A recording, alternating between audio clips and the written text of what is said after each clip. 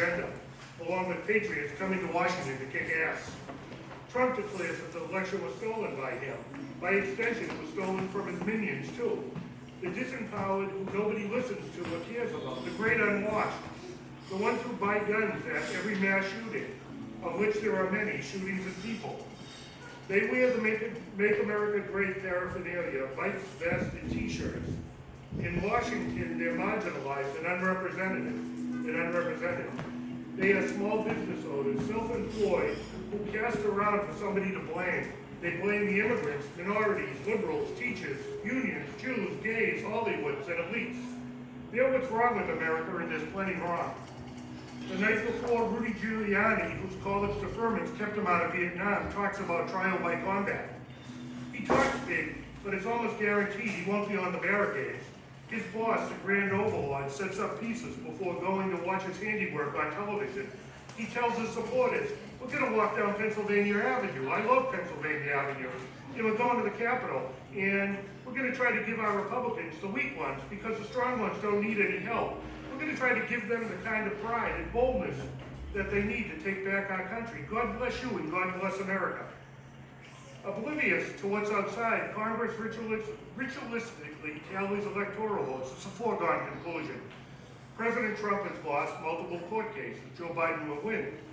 Trump loyalists object to how certain states count their ballots.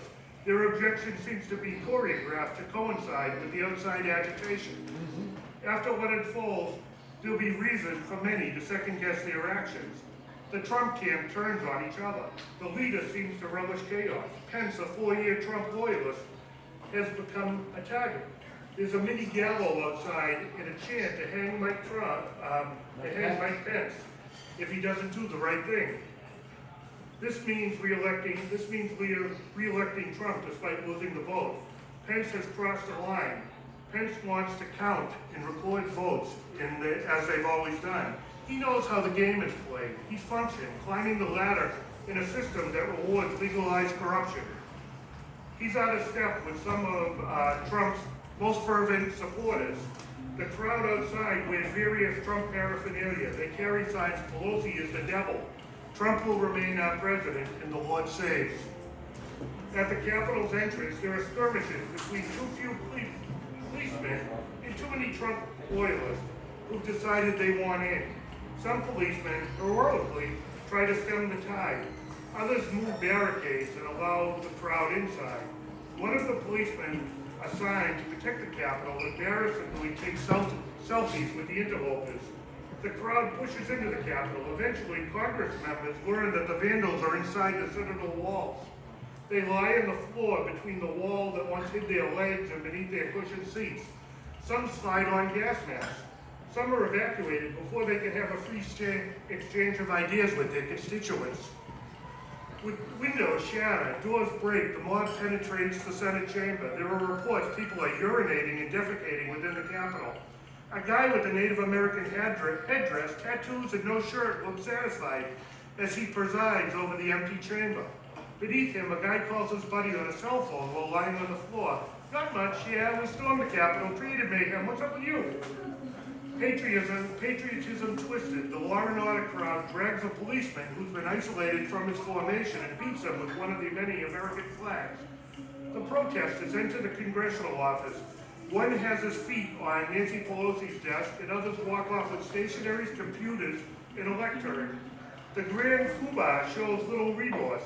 He comforts the insurrectionist. I know your pain. I know you're hurt. We had an election that was stolen from us. It was a landslide election, and everyone knows it, especially the other side. But you have to go home now. We have to have peace.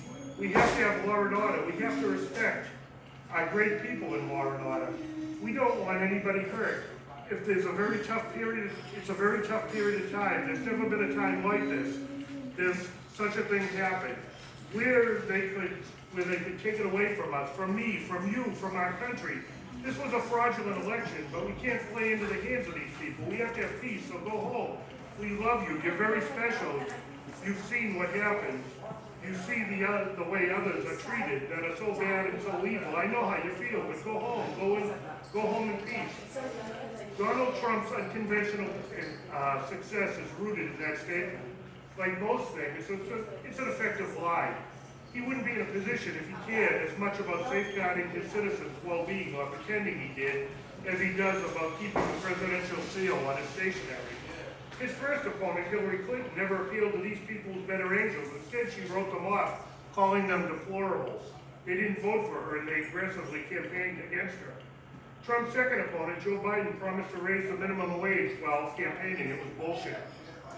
Once he was elected, he made excuses of how the unelected parliamentarians wouldn't let him do it. Then he threatened to take away pandemic money that their families had come to rely on if he refused to take jobs at starvation wages, $7.25 an hour, that their bosses insisted on. It was the embodiment of calling the manager on his voters. Who will these people vote for after the pandemic, after they've lied for, after they've been lied to again?